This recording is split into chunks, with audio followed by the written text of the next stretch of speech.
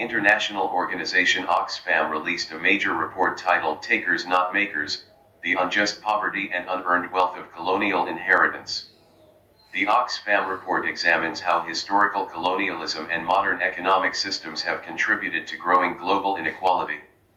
It argues that a large share of wealth accumulated by the world's richest individuals is not the result of productive work or innovation, but rather comes from inheritance, monopoly power, and economic systems shaped during the colonial period. Oxfam report background. The Oxfam report aims to understand the structural causes of rising global inequality and how colonial history continues to shape modern economic systems.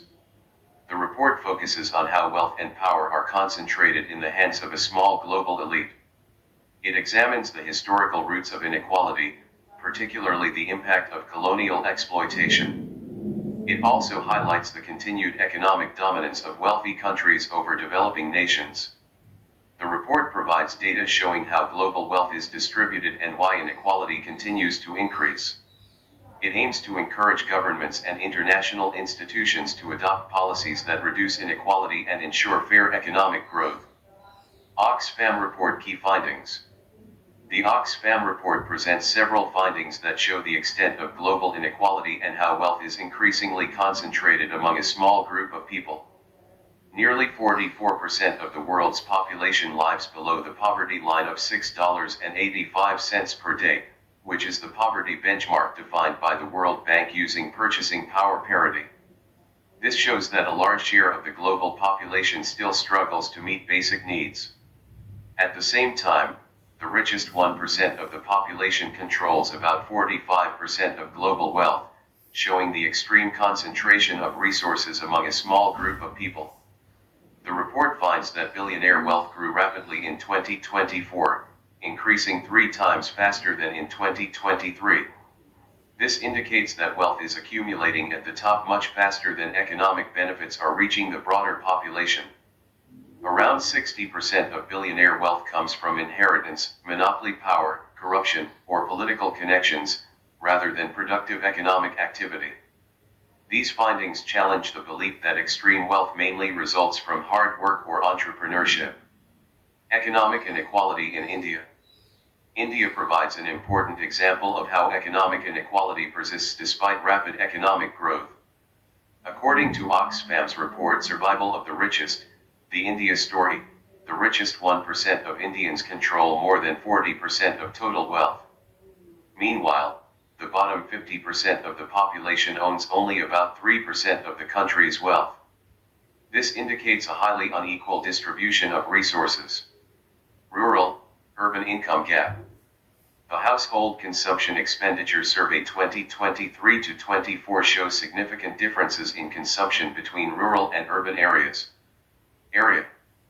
Average monthly per capita expenditure. Rural India. 4,122 Indian rupees. Urban India. 6,996 Indian rupees. Gender pay gap. The World Inequality Report 2022 highlights large gender disparities in labor income. This indicates significant gender inequality in economic participation. Men earn about 82% of total labor income. Women earn only 18% of total labor income. Wealth drained during colonial period. Historical data shows that colonial exploitation played a major role in shaping India's economic history. Between 1765 and 1900, the United Kingdom extracted about $64.82 trillion from India. Around $33.8 trillion of this wealth benefited the top 10% in Britain. Way forward.